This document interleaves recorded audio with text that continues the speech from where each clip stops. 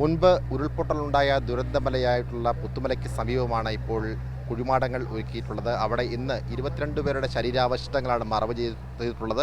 എല്ലാവിധ ആദരവോടും കൂടിയാണ് ഇവർക്ക് യാത്രാമൊഴി നമ്മുടെ മലയാള നാട് നേർന്നത്. ഈ ഘട്ടത്തിൽ ഇതിനെക്കുറിച്ച് വിശദീകരിക്കുന്നതിന് വേണ്ടി റവന്യൂ മന്ത്രി കെ രാജൻ നമുക്കൊപ്പം ചേരുകയാണ്.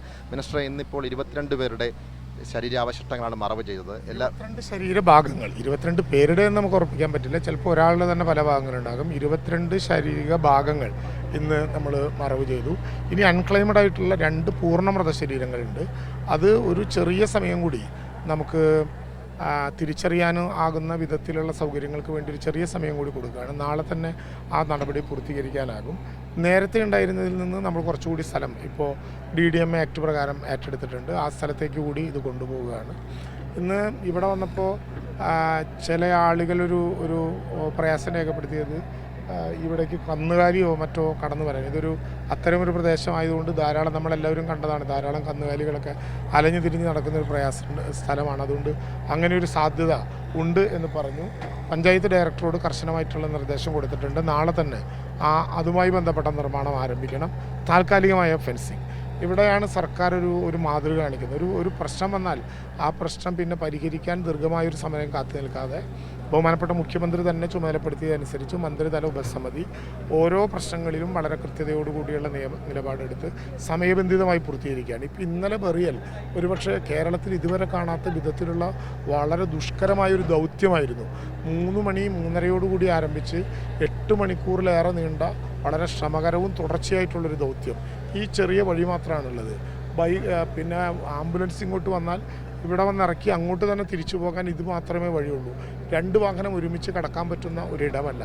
എന്നിട്ട് 31 മൃതശരീരങ്ങളും 154 ശരീരഭാഗങ്ങളും വളരെ കൃത്യമായി സമയബന്ധിതമായി തീരെ സമയം കളയാതെ നമുക്കിവിടെ മറവ് ചെയ്യാനായി.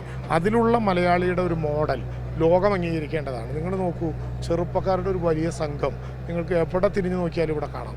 യുവത്വം നിഷ്ക്രിയമാണെന്നൊക്കെ പറയുന്നത് തെറ്റാണെന്ന് ഓരോ ദുരന്ത മുഖത്തിലും അവർ വളരെ ശക്തമായി ചെറുപ്പക്കാർ തെളിയിക്കുന്നുണ്ട്. കേരളത്തിൻ്റെ പ്രതീക്ഷയും അതാണ്. ആരുടെ അമ്മയാണ്, ആരുടെ ഉമ്മയാണ്, ആരുടെ ഉപ്പയാണ്, ആരുടെ വാപ്പയാണ് അറിയില്ല, ആരുടെ സഹോദരനാണ് അറിയില്ല. ഒരു കുഞ്ഞുഭാഗം, സംസ്കരിക്കാൻ പോകുന്ന കുഞ്ഞുഭാഗം ഏത് ശരീരാവയവമാണ് എന്ന് പോലും അവർക്കറിയില്ല.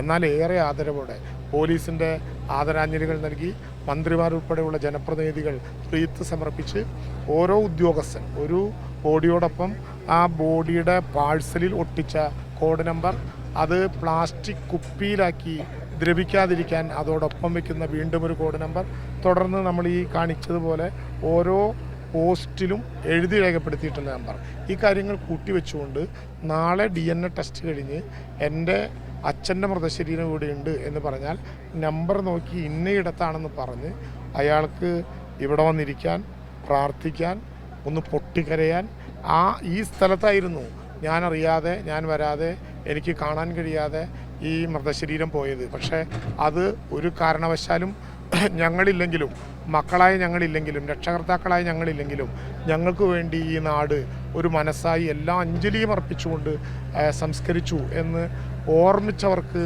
ഒരു ആശ്വാസം കൊള്ളാൻ കഴിയുന്ന വിധത്തിൽ വളരെ ഭദ്രമായ സർവ്വമത പ്രാർത്ഥനയോടെ വളരെ ഭദ്രമായിട്ടുള്ള ഒരു ചടങ്ങായി ഇതിനെ മാറ്റാനായി എന്നുള്ളതാണ് ഈ ഘട്ടത്തിൽ നമുക്ക് കാണാവുന്ന പ്രധാനപ്പെട്ട.